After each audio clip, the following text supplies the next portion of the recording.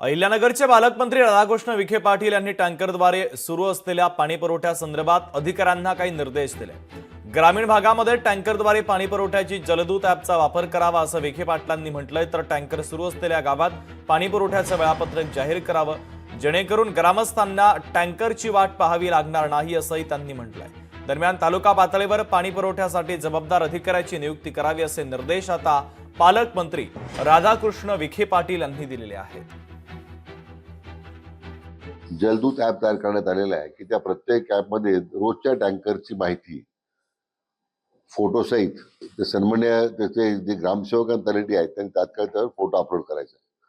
म्हणजे वेळापत्रकावरची असणारी वेळ आणि त्या ॲपवर अपलोड होण्याची फोटोची वेळ आपोआपच ती मॅच होईल। जिओ टॅगिंग सारखं त्या निमित्तानं पाणी जे पुरवठा होतोय तो अतिशय स्वच्छ झाला पाहिजे।